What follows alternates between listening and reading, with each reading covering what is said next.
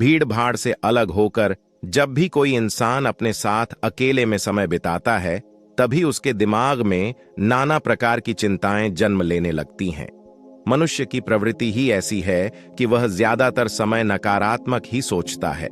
अपने लक्ष्य को कैसे प्राप्त किया जाए, यह सोचने की जगह वह यह सोचता है कि अगर लक्ष्य पूरा नहीं हुआ तो मैं क्या करूंगा, और इस प्रकार की नकारात्मक विचारधारा के कारण जीवन पर्यंत डर डर कर जीता रहता है।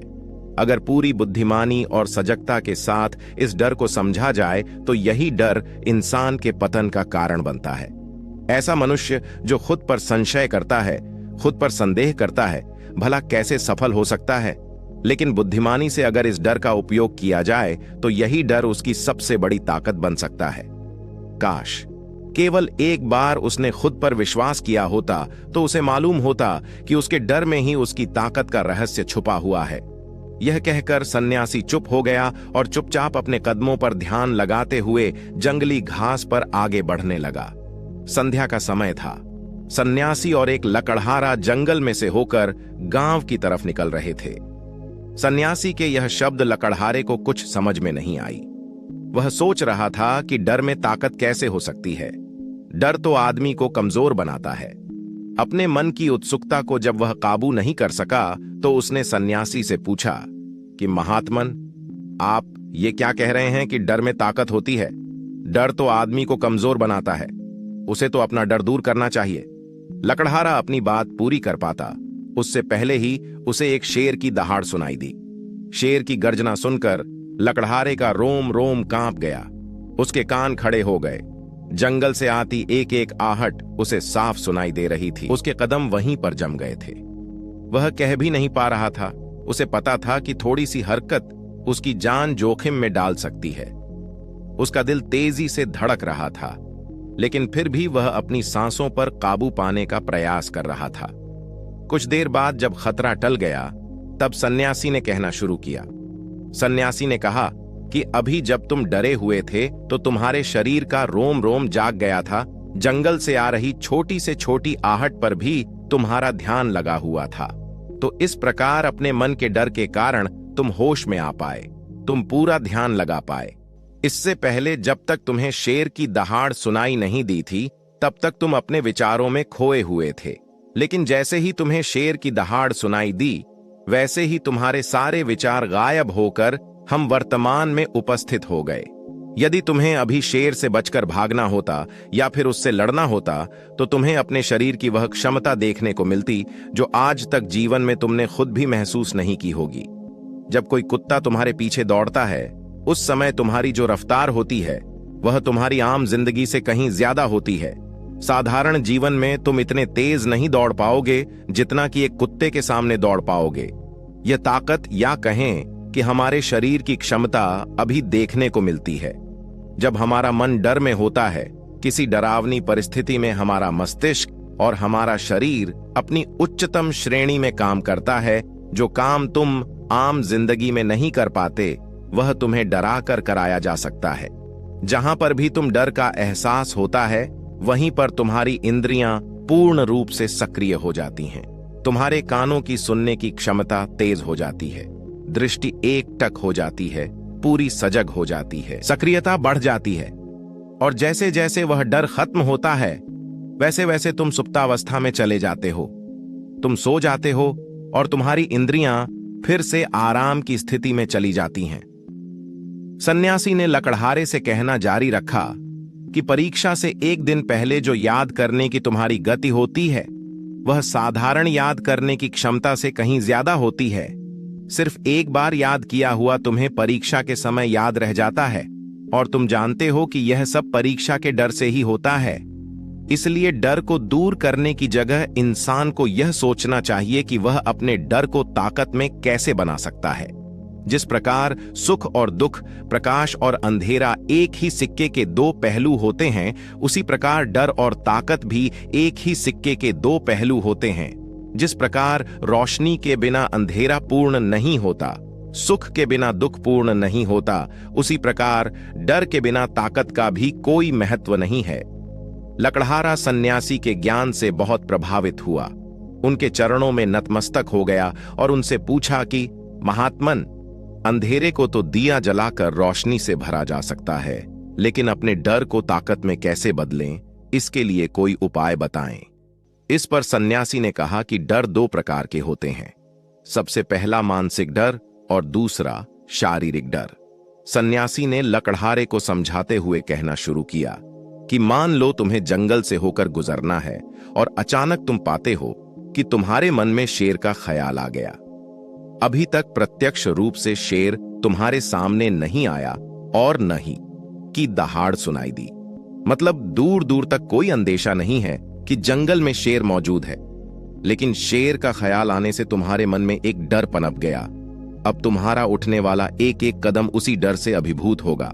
हर समय तुम्हारे मन में यही ख्याल चलेगा कि कहीं शेर ना आ जाए।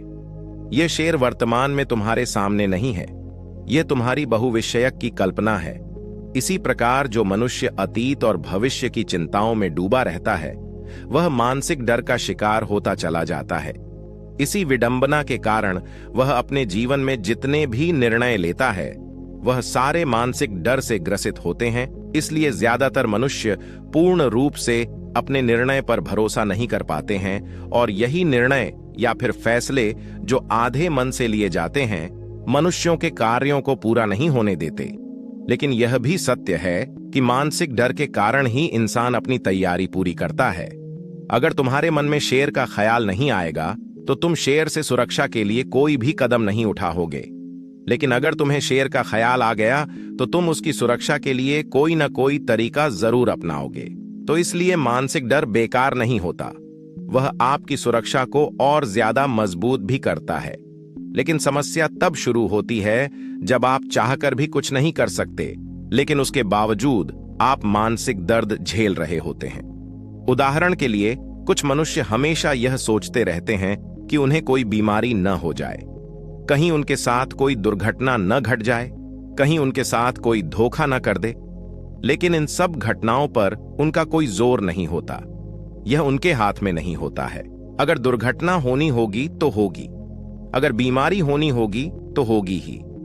अच्छा खान पान और अच्छी दिनचर्या का पालन करने के बाद भी अगर कोई मनुष्य बीमार हो जाता है तो यह उसके नियंत्रण के परे की बात है। अपनी तरफ से उसने पूरी कोशिश की और यही उसका कर्तव्य था। उसमें कोई कुछ क्या कर सकता है। जो घटनाएं इंसान की पहुंच के परे होती हैं, वह उनसे भी परेशान होता रहता है, उनसे भी उसका मन घबराता रहता है, और यही मानसिक डर उसके पतन का कारण बनता है। और यही मानसिक डर अगर सही तरीके से इस्तेमाल किया जाए तो मनुष्य समझदार और अनुभवी कहलाएगा। जो इंसान यह सोचता है कि कांटे सिर्फ दर्द देने के लिए ही बने हैं, वे भूल जाते हैं कि कांटे ही फूलों की रक्षा करते हैं। इसी प्रकार एक ज्ञानी मनुष्य किसी भी चीज का उपयोग अपने सकारात्मक तरीके से कर सकता है, लेकिन एक अज्ञानी मनुष्य अपनी अज्ञानतावश उन चीजों को भी छोड़ देता है जो उसके लिए उपयोगी होती हैं। विवेकशील मनुष्य फेंके गए पत्थरों का भी महल खड़ा कर लेता है, लेकिन एक वैज्ञानिक मनुष्य उन पत्थरों को दूसरों पर फेंकता रहता है। अगर किसी मनुष्य को अपने मानसिक डर को ताकत में बदलना है तो उसके कुछ नियम हैं, कुछ उपाय हैं। सबसे पहला उपाय, अपने विचारों का निरीक्षण। अगर हम अपने जीवन में अपने विचारों का निरीक्षण करेंगे तो हम पाएंगे कि ज्यादातर विचार हमारे काल्पनिक होते हैं, और इसलिए जो डर उन विचारों के कारण पनपता है वह भी काल्पनिक होता है। ज्यादा सोचने वाले लोगों को जब सोचने के लिए कुछ नहीं मिलता तो वह निरर्थक बातों के बारे में सोचने लगते हैं, और वह बेकार के विचार उसे तो परेशान करते ही हैं, साथ ही साथ उसके परिजनों को और उसके सगे संबंधियों को भी परेशान करते हैं। इसलिए ज्यादा सोचने वाले लोगों को यह समझना चाहिए कि मन में उठ रहे तमाम विचारों में से काम के विचार कौन से हैं और बेकार के विचार कौन से हैं। जो निरर्थक विचार हों उन्हें दूर करते जाओ, और जो सार्थक विचार हों उनको गहराई से सोचना शुरू करो। तभी तुम्हारी समस्याओं की, तुम्हारी उलझनों के उपाय निकलेंगे। मानसिक डर को दूर करने का दूसरा उपाय है उसका सामना करना।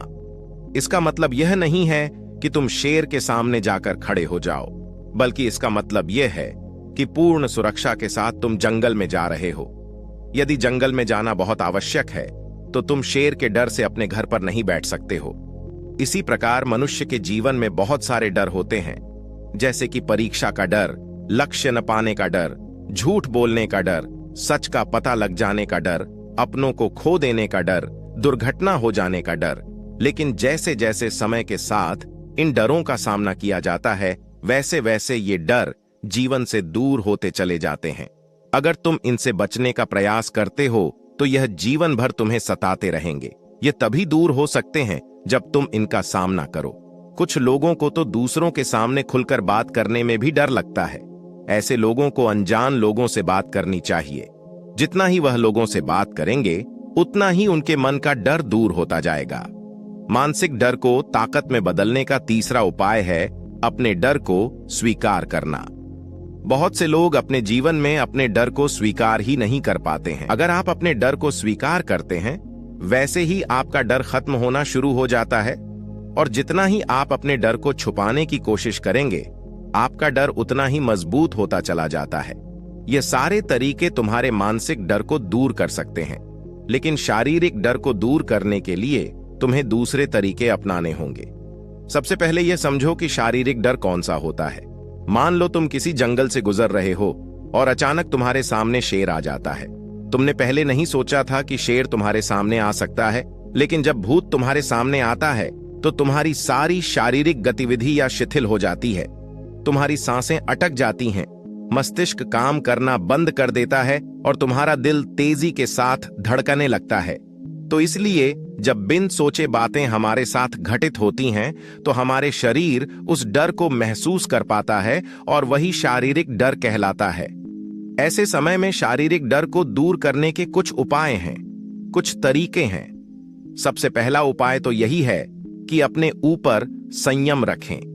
जब किसी मनुष्य के साथ बिन सोची बात घटित होती है, तो सबसे पहले उसका संयम टूट जाता है और संयम टूटने के साथ उसका मस्तिष्क काम करना बंद कर देता है और इसी वजह से सोचने और समझने की प्रक्रिया भी रुक जाती है, क्योंकि हमारा शरीर उसी प्रकार कार्य करेगा। इस प्रकार हमारा मस्तिष्क उसे निर्देश देगा। अगर मस्तिष्क की सोचने समझने की शक्ति खत्म हो गई तो हमारा शरीर भी शिथिल हो जाता है। इसलिए अगर कठिन समय में मनुष्य अपने ऊपर संयम रखता है तो उसका मस्तिष्क सही तरीके से काम करता है और वह सही निर्णय लेकर उस परिस्थिति से तत्काल बाहर आ सकता है। यहाँ पर दूसरा उपाय समझने का यह है कि जीवन में कुछ भी घटित हो सकता है। जीवन बड़ा चमत्कारिक होता है। वह हमारी सोच के अनुरूप नहीं चलता, बल्कि उसमें कुछ भी हो सकता है और यही जीवन की खूबसूरती होती है। अगर आपको आज ही पता चल जाए कि आने वाले 10 साल तक आप क्या कर पाएंगे, तो आपकी जीवन में भी रुचि खत्म हो जाएगी। लेकिन अगर जीवन एक रहस्यमयी किताब की तरह बना रहेगा, तो अपने जीवन से कभी नहीं थकेंगे। आपका जीवन आपको आश्चर्यचकित करता रहेगा। इसलिए यह समझो कि जीवन में कुछ भी घटित हो सकता है, तुम्हारी सोच से परे भी घटित हो सकता है। इसलिए कुछ अनुमान मत लगा लेना। किसी सोच को लेकर सन्यासी ने अपनी बात खुद करते हुए कहा कि इन तरीकों से तुम अपने मानसिक और शारीरिक डर को दूर कर सकते हो और आनंद से भरा हुआ जीवन जी सकते हो। तो दोस्तों, आपको कहानी आपको कैसी लगी कमेंट करके बताना और कमेंट में जय श्री राम जरूर लिखना। मिलते हैं अगली कहानी में।